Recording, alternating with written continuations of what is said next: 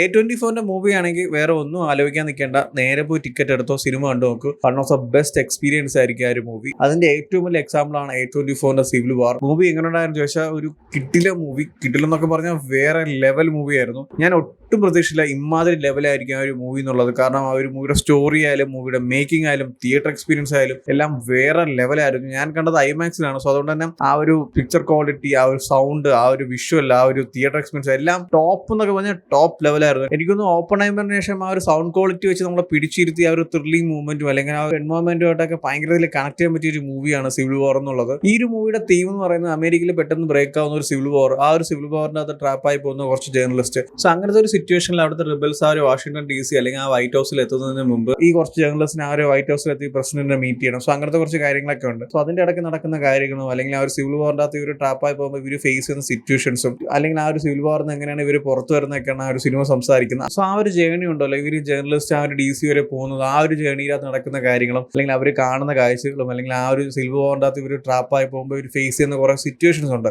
അതെല്ലാം വളരെ ഡീറ്റെയിൽ ആയിട്ട്, അതായത് ആ ഒരു എൻ്റെ ജേണി എങ്ങനെ ആയിരിക്കും ആ ഒരു സിവിൽ വാർ ടൈമിൽ, അത് അടിപൊളിയായിട്ട് തന്നെ ഈ സിനിമയിൽ പ്രസന്റ് ചെയ്യുന്നുണ്ട്. ഇതിൽ ഏറ്റവും കൂടുതൽ എടുത്തു പറയേണ്ട കാര്യം ഈ ഒരു മൂവിയുടെ മേക്കിംഗ് തന്നെയാണ്. അത്ര കിട്ടിലെ മേക്കിംഗ് ആണ് ആ ഒരു മൂവിയുടെ മേക്കിംഗ് ആയാലും സൗണ്ട് ക്വാളിറ്റി എന്നൊക്കെ പറയുന്നത് ഞാൻ നേരത്തെ പറഞ്ഞു A24 സിനിമയാണ്. അതുകൊണ്ട് തന്നെ ഫുള്ളി ഒരു ആക്ഷൻ പാക്ഡ്, മറ്റേ സിവിൽ വാർ സീക്വൻസ് അങ്ങനെയൊന്നുമല്ല. ഒരു A24 മൂവി എങ്ങനെയാണോ ഒരു സ്ലോ പീസിൽ പോയിട്ട് പെട്ടെന്ന് ഒരു ഹൈ എൻഗേജിംഗ് ആയിട്ടുള്ള സീക്വൻസ്, പിന്നീട് സ്ലോ പീസ്, പിന്നീട് വലിയൊരു എൻഗേജ്, അങ്ങനെ ഒരു എന്താ പറയുക, ഒരു മിക്സ് ഓഫ് സ്റ്റൈലാണ് ഈ സിനിമ മുന്നോട്ട് പോകുന്നത്. ഈ സിനിമ സ്റ്റാർട്ട് ചെയ്ത ആദ്യത്തെ ഒരു ഫസ്റ്റ് ഹാഫ് വരെ വളരെ സ്ലോ പീസ് ആയിട്ട് ഈ ഒരു ജേർണലിസ്റ്റും അവരുടെ ട്രാവലും അല്ലെങ്കിൽ അവരുടെ സിറ്റുവേഷൻസും അല്ലെങ്കിൽ ഓരോ ക്യാരക്ടേഴ്സിന്റെ ബാക്ക്ഗ്രൗണ്ട് എന്താണ് എല്ലാവർക്കും സംസാരിച്ചാണ് സിനിമ മുന്നോട്ട് പോകുന്നത്. പിന്നീട് ആ ഒരു സെക്കൻഡ് ഹാഫ് കഴിഞ്ഞിട്ട് ആ ഒരു മൂവിയുടെ ഒരു പോക്കുണ്ട്, ഒരു ട്രാക്ക് ചേഞ്ച് ഉണ്ട്. എന്റെ മോനെ കിട്ടിലോ എന്നൊക്കെ പറഞ്ഞാൽ നമ്മളങ്ങനെ ഞെട്ടിപ്പോകും. അമ്മാതിരി ലെവലിലോട്ടാണ് ആ ട്രാക്ക് പോകുന്നത്. നമ്മൾ ആ ഒരു ഫസ്റ്റ് ഹാഫ് വരെ കണ്ടതേ അല്ല സെക്കൻഡ് ഹാഫിലോട്ട് വരുമ്പോൾ. പിന്നീട് അവിടെ നിന്ന് ഒരു ട്രാക്കൊക്കെ മാറി വേറെ ലെവലിലോട്ട് പോയിട്ട് പിന്നീട് ഒരു സ്ലോ പീസിൽ വന്ന കാര്യങ്ങളൊക്കെ കാമായി, അല്ലെങ്കിൽ ആ സിറ്റുവേഷൻ എന്താണ് അല്ലെങ്കിൽ അവർ ഫേസ് ചെയ്യുന്ന എൻവയോൺമെന്റ് എന്താണെന്നൊക്കെ നമ്മൾ കണക്ട് ചെയ്തിട്ട് പിന്നീട് അവിടെ നിന്ന് വേറൊരു ട്രാക്കിലോട്ട് കൊണ്ടുപോകും, ആ ഒരു മൂവിയുടെ എൻഡിലോട്ട്. അതൊക്കെ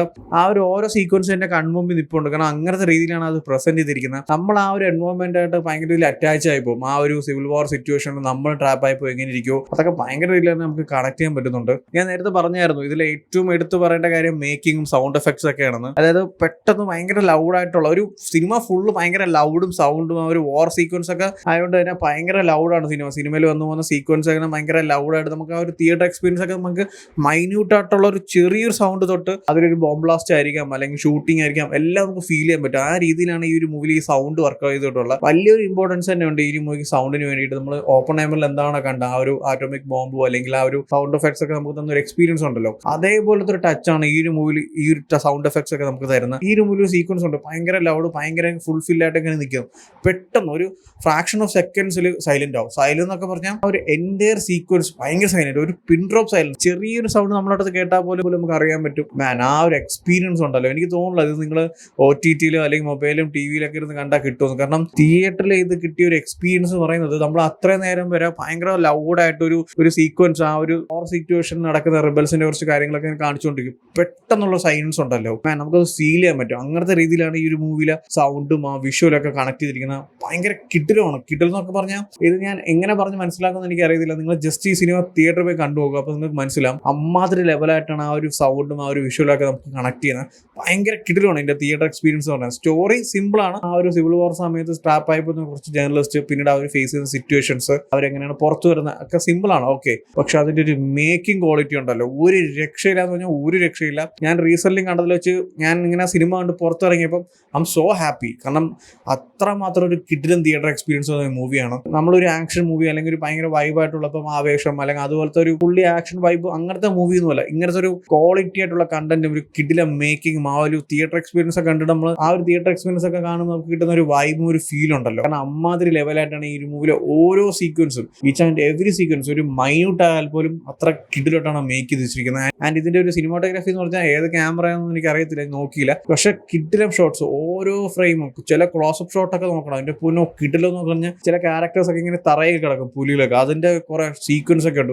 രക്ഷയില്ലാന്ന് പറഞ്ഞാൽ എൻറ്റയർ ഒരു മൂവിയിൽ സിനിമാറ്റോഗ്രാഫി ഒക്കെ വേറെ ലെവലാണ്. ആ സിനിമാറ്റോഗ്രാഫി, ആ ഒരു സൗണ്ട് ഡിസൈനിങ്, ആ ഒരു മേക്കിംഗ്, ആ ഓരോ സീക്വൻസിന്റെ എക്സിക്യൂഷൻ, അങ്ങനത്തെ കാര്യങ്ങളൊക്കെ വളരെ അടിപൊളിയായിട്ട് തന്നെ സിനിമയിൽ ചെയ്തിട്ടുണ്ട്. ആൻഡ് എടുത്തു പറയേണ്ട ചില സീൻസിന്റെ പ്ലേസ്മെന്റ് ആണ്. ചില സോങ് ട്രാക്കും അല്ലെങ്കിൽ ചില സീക്വൻസ് ഒക്കെ പ്ലേസ് ചെയ്യുന്നൊക്കെ നമ്മളിങ്ങനെ ഞെട്ടിപ്പോകും. കാരണം നമ്മൾ വിചാരിക്കത്തില്ല ഇവിടെ ഇങ്ങനത്തെ ഒരു സൗണ്ട് വരും, അല്ലെങ്കിൽ ഇങ്ങനത്തെ ഒരു സീക്വൻസ് ആയിരിക്കും, അല്ലെങ്കിൽ ഇങ്ങനത്തെ ഒരു സോങ് ട്രാക്ക് ഒക്കെ വരുന്നു ഒട്ടും നമ്മൾ വിചാരിക്കത്തില്ല. അങ്ങനത്തെ സിറ്റുവേഷൻസ് ഒക്കെ പെട്ടെന്ന് സാധനം കയറി വരും. അതൊക്കെ വേറെ ലെവൽ ഓഫ് എക്സ്പീരിയൻസ് ആയിരുന്നു. ഒരു A24 മൂവി എന്താണോ, അല്ലെങ്കിൽ നിങ്ങൾ ഇതുവരെ കണ്ടിട്ടുള്ള A24 മൂവീസിൽ നിങ്ങൾക്ക് തന്ന എക്സ്പീരിയൻസ് എന്താണോ അതേ ലെവൽ ഓഫ് എക്സ്പീരിയൻസ്, അല്ലെങ്കിൽ അതിനേക്കാളും കുറച്ച് കിടിലം എക്സ്പീരിയൻസും അല്ലെങ്കിൽ ആ ഒരു കിടിലം ഫീലൊക്കെ തരുന്ന ഒരു മൂവിയാണ് സിവിൽ വാർ.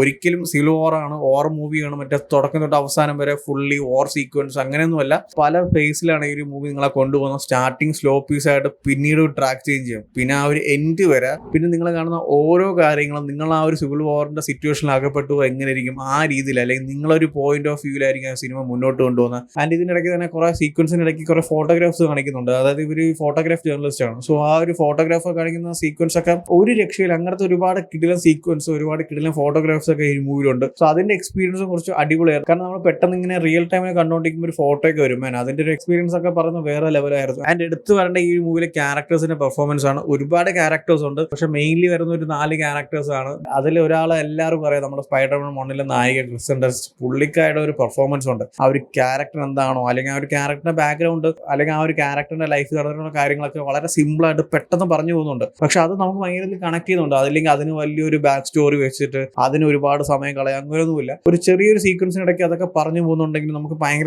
കണക്ട് ചെയ്യാൻ പറ്റുന്നുണ്ട്. അതുപോലെ തന്നെ ഈ സിനിമയിൽ വന്നു മറ്റുള്ള ക്യാരക്ടേഴ്സിന്റെയും ബാക്ക് സ്റ്റോറിയും അല്ലെങ്കിൽ അവരുടെ കാര്യങ്ങളൊക്കെ പറയുന്നുണ്ടെങ്കിൽ നമുക്ക് നല്ല രീതിക്ക് കണക്ട് ചെയ്യാൻ പറ്റുന്നുണ്ട്. അതുകൊണ്ട് തന്നെ പുള്ളിക്കാരുടെ പെർഫോമൻസ് ഒക്കെ പറയുന്നത് ഒരു രക്ഷയിലെ കിടിലാണ്. ചില സീക്വൻസ് ഒക്കെ പുള്ളിക്കാർ ഹാൻഡിൽ ചെയ്യുന്ന ഒരു വിധം ഉണ്ടല്ലോ, അതായത് ഡയലോഗ് ഡെലിവറി ആയാലും എക്സ്പ്രഷൻസ് ആയാലും അല്ലെങ്കിൽ പുള്ളിക്കാരുടെ ഒരു ബോഡി ലാംഗ്വേജ് ആയാലും അല്ലെങ്കിൽ ആ ക്യാരക്ടർ എന്താണോ ആ ക്യാരക്ടർ എങ്ങനെയൊക്കെ പ്രസന്റ് ചെയ്യാം അതൊക്കെ അടിപൊളിയായിട്ട് തന്നെ പുള്ളിക്കാർ ചെയ്തിട്ടുണ്ട്. ഈ ഒരു മൂവി ഒരു മസ്റ്റ് തിയേറ്റർ വാച്ചാണ്. എന്നാലും നിങ്ങൾക്ക് ആ ഒരു വിഷ്വലും അല്ലെങ്കിൽ ആ സൗണ്ട് ഡിസൈനും അല്ലെങ്കിൽ ആ ഒരു മൂവിയുടെ ക്വാളിറ്റിയും മേക്കിങ്ങും എല്ലാം നിങ്ങൾക്ക് ഫീൽ ചെയ്യാൻ പറ്റും. മൂവിയുടെ സ്റ്റാർട്ടിങ് തൊട്ട് ആ ഒരു മൂവിയുടെ എൻഡ് വരെ, അവസാനത്തെ ഒരു ഷോട്ട് അതായത് അവസാനത്തെ ഒരു സീൻ വരെ അതിലെ മൈന്യൂട്ട് ആയിട്ടുള്ള ഡീറ്റെയിൽസും ആ സൗണ്ടും ആ ഒരു മേക്കിങ്ങും നിങ്ങൾക്ക് കിട്ടുന്ന ഒരു ഫീൽ അല്ലെങ്കിൽ ആ ഒരു എക്സ്പീരിയൻസ് ഒക്കെ പറയുന്ന വേറെ ലെവലാണ്. അത് ഒരിക്കലും ആ ഒരു മൊബൈലിലോ കമ്പ്യൂട്ടറിലൊക്കെ നിങ്ങൾ എത്ര വലിയ ഹെഡ്സെറ്റ് അല്ലെങ്കിൽ നിങ്ങൾ എത്ര വലിയ സ്പീക്കർ വെച്ച് കണ്ടാന്ന് പറഞ്ഞാൽ നിങ്ങൾക്ക് കിട്ടത്തില്ല. ഷുവറാണ്. അതും ആ ഒരു തിയേറ്റർ എക്സ്പീരിയൻസ് നിങ്ങൾക്ക് വേറെ ലെവലായിരിക്കും. അത് 100% ഷുവറാണ്. ഞാൻ ഐമാക്സിലാണ് കണ്ടത്. അഫ്കോഴ്സ് നിങ്ങൾക്ക് ഐമാക്സ് കാണാൻ പറ്റുവാണെങ്കിൽ കണ്ടു നോക്കുക. കാരണം ഒരുപാട് ഐമാക്സിൽ മാത്രമേ ഉള്ളൂ, വേറെ സ്ക്രീനിലൊന്നും കണ്ടില്ല. ഞാൻ ലിമിറ്റഡ് ആയിട്ടുള്ള തിയേറ്റേഴ്സിൽ മാത്രമേ ഉള്ളൂ. ഐമാക്സ് കാണാൻ പറ്റുമെങ്കിൽ അത്ര നല്ലത് ഐമാക്സ് കാണാൻ ശ്രമിക്കുക, അല്ലെങ്കിൽ ഒരു അടിപൊളി തിയേറ്റർ തന്നെ പോയി കാണുക. ഞാൻ എടുത്തു പറയാം, ഒരു കിടിലം തിയേറ്റർ എക്സ്പീരിയൻസ് ആയിരുന്ന ഒരു മൂവിയാണ് സിവിൽ വാർ. A24 മൂവീസ് ഒക്കെ എന്ത് സ്റ്റൈലാണോ അതേ സ്റ്റൈലിൽ സംസാരിക്കുന്ന മൂവിയാണ്. സോ ഒരിക്കലും ഇത് നിങ്ങളെ ഡിസപ്പോയിന്റ് ചെയ്തില്ല. തീർച്ചയായിട്ടും ഈ ഒരു മൂവി നിങ്ങൾ തിയേറ്ററിൽ പോയി കണ്ടുനോക്കുക. വേറെ ലെവൽ ഓഫ് എക്സ്പീരിയൻസ് ആയിരിക്കും ഈ ഒരു മൂവി നിങ്ങൾക്ക് തരുന്നത്. സോ എന്തായാലും ഓൾറെഡി ഈ ഒരു മൂവി കണ്ടവരാണെങ്കിൽ നിങ്ങളുടെ ഒപ്പീനിയൻസ് എന്താ വെച്ചാൽ കമന്റ് ചെയ്യൂ. വീഡിയോ ഇഷ്ടപ്പെട്ടാൽ ലൈക്ക് ചെയ്യൂ, ഷെയർ ചെയ്യൂ. ഇതുപോലത്തെ കൂടുതൽ വീഡിയോസിനെ ചാനൽ സബ്സ്ക്രൈബ് ചെയ്യൂ. Thank you so much.